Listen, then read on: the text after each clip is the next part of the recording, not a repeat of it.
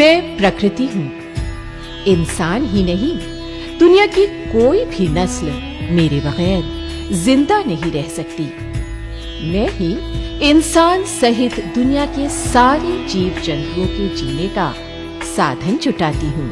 आज मैं एक ऐसे केंद्र का परिचय दुनिया से कराना चाहती हूँ जो अपने स्थापना काल से ही मेरे विस्तार, मानव और किसानों के कल्याण में अपनी पूरी निष्ठा और लगन से अपने को समर्पित किए हैं।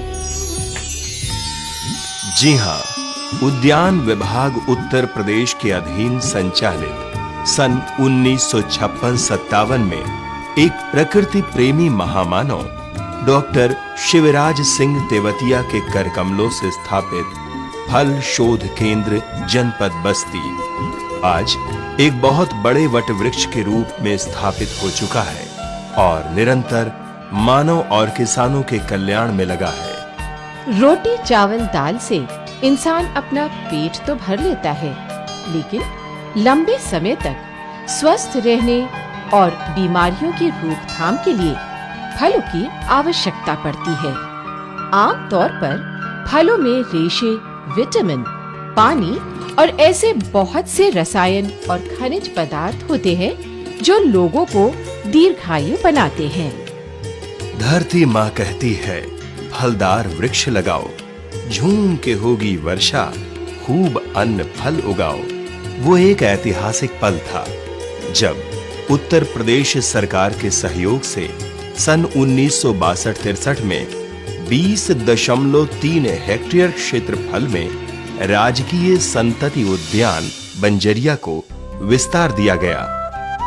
इस केंद्र का प्रमुख उद्देश्य हमारा है उद्यानिकी क्षेत्र में फल हो, फूल हो, सब्जियां हो, इसमें आने वाली समस्याओं पर जो शोध कार्य हैं, किस तरह से उनका नियंत्रण किया जाए, जो समस्याएं आती हैं उनका शोध है।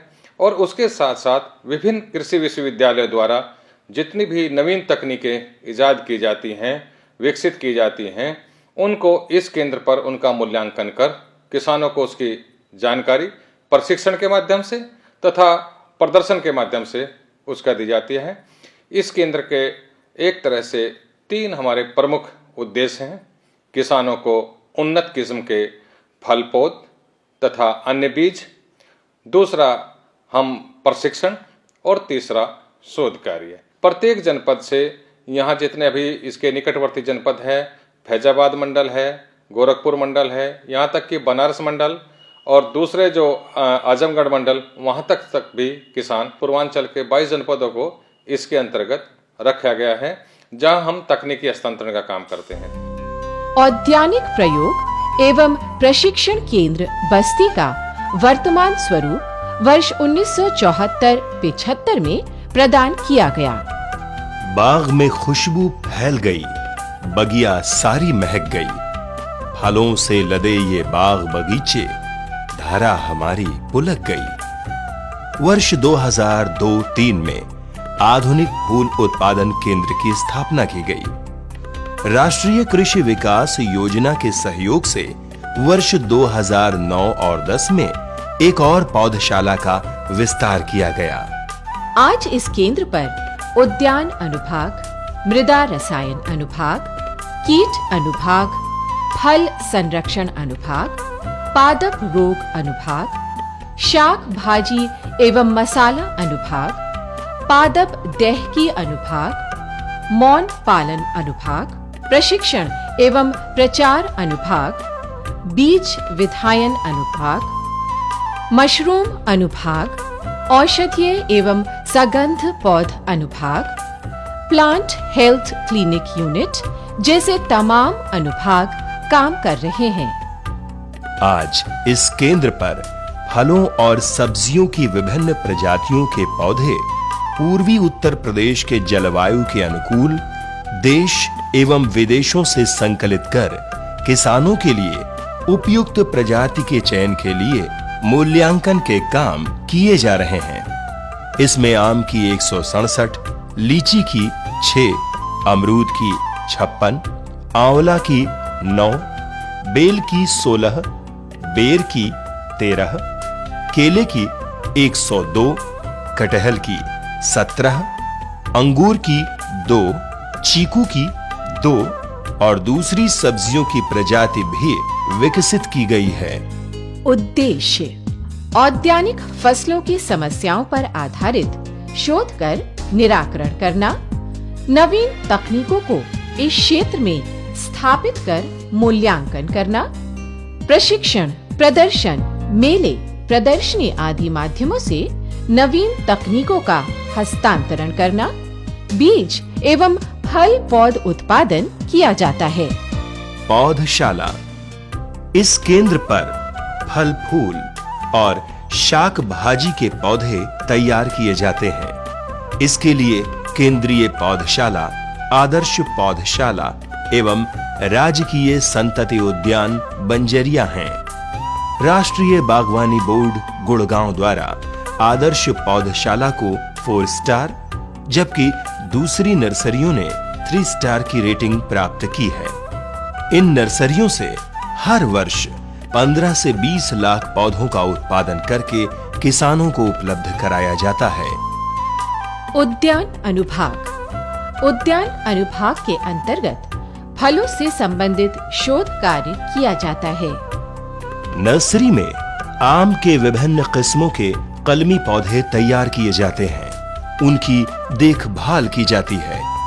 बीजू पौधे 6 से 9 माह का होने के बाद वांछित प्रजाति की साइनवुड लेकर क्लेफ्ट ग्राफ्टिंग की जाती है। इसमें बीजू पौधे के मूल वृंत पर चाकू से सीधा कट लगाते हैं। वांछित किस्म की साइनवुड लेकर उसे चाकू से कलम की भांति दोनों तरफ से छीला जाता है। इसके बाद मूल वृंत पर लगाए गए कट में चीरा लगाकर इस कलम को फंसा दिया जाता है।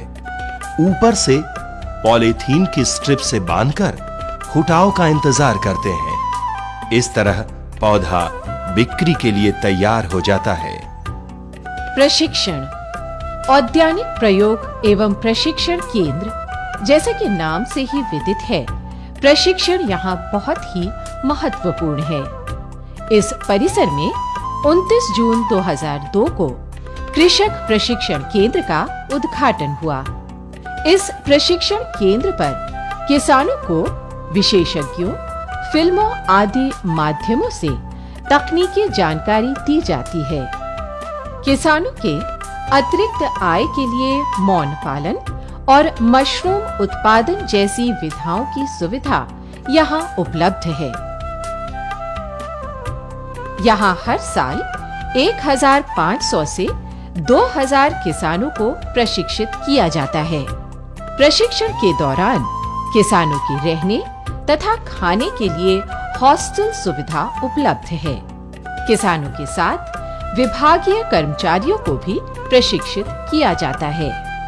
प्रशिक्षण अवधि के खाली समय के सदुपयोग के लिए यहाँ तकनीकी जानकारियों के लिए पुस्तकालय की भी सुविधा है, जहाँ विषयों से संबंधित पत्रिकाएं, मैगजीन, जर्नल और शोध ग्रंथ आदि उपलब्ध हैं। इस केंद्र से लगभग 8 किलोमीटर दूर चंगेरवा गांव में एक बहुत ही मनोरम सुंदर राजकीय उद्यान है। ये उद्यान अलंकृत पौधों, मूर्तियों, फव्वारों आदि से सुसज्जित है। खाद्य प्रसंस्करण, फल और शाक भाजी की फसलों में तुड़ाई के बाद प्रबंधन बहुत महत्वपूर्ण है। तुड़ाई से लेकर उपभोग तक लगभग 30 से 35% की क्षति हो जाती है। इसे रोकने के लिए खाद्य प्रसंस्करण अनुभाग की स्थापना की गई है। औद्यानिक प्रयोग एवं प्रशिक्षण केंद्र बस्ती पूर्वांचल का बागवानी विकास के लिए एक महत्वपूर्ण केंद्र है। पूर्वी उत्तर प्रदेश में जो बनाना की खेती आज द्रष्टव्य है, जो दिखाई दे रही है, किसानों के लिए संपन्नता का बायस बन रही है, वो इसी केंद्र की देन है। यहाँ पर पहले हरी छाल केला और उसके बाद निरंतर अब राष्ट्रीय बागवानी मिशन जिसका योजना का नाम अब बदल करके mission for integrated development of horticulture हो गया है, उसके अंतर्गत पूर्वी उत्तर प्रदेश में केले की खेती को बहुत अधिक बढ़ावा मिला है, जिससे इस क्षेत्र में कृषकों की आमदनी में पर्याप्त बढ़ोतरी हुई है। इस केंद्र को बाद में औद्यानिक प्रयोग एवं प्रशिक्षण केंद्र के रूप में समुन्नत किया गया है। यहाँ पर इस क्षेत्र के लिए जो विशिष्ट प्रकार के फल हैं, शाकभाजी हैं, मसाला है, मशरूम है, खाद्य प्रसंस्करण की तकनीक है और जो बीज संवर्धन का कार्यक्रम है वो इस केंद्र पर विभाग के द्वारा संपन्न कराया जाता है और वहाँ पर किसानों को प्रशिक्षण कार्यक्रमों के माध्यम से और देखकर सीखने के माध्यम से प्रयोग कराकर और उनको व्यवहारिक प्रशिक्षण देकर उनकी तकनीकी हस्तांतरण का कार्य किया जा रहा है।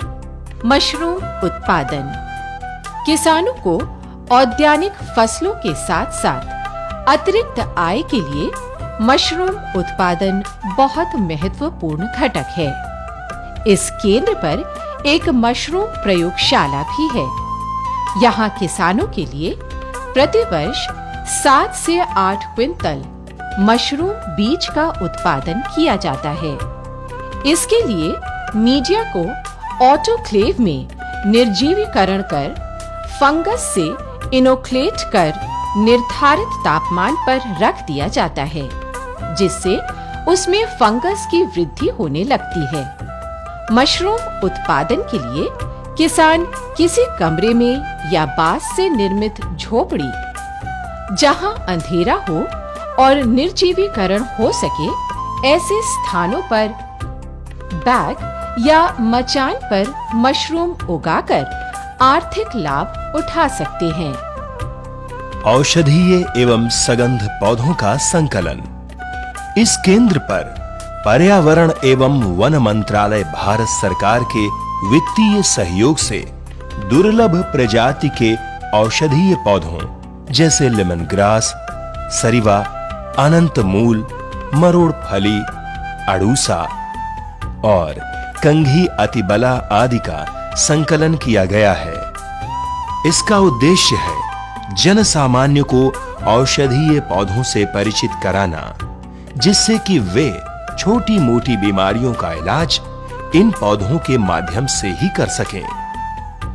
पूर्वांचल के बागवानों और किसानों को गुणवत्तापूर्ण नई प्रजातियों के फल फूल समुचित मूल्य में सुलभ कराया जा सके, उनका सामाजिक और आर्थिक सुधार हो, पर्यावरण का संरक्षण हो सके, क्षेत्र में हरियाली के प्रतिशत में वृद्धि हो, जैसे तमाम पावन उद्देश्यों में औद्यानिक प्रयोगशाला प्रशिक्षण केंद्र बस्ती सफलता के शिखर पर चढ़ता जा रहा है। मैं प्रकृति इस केंद्र को निरंतर फलने फूलने की कामना करती हूँ।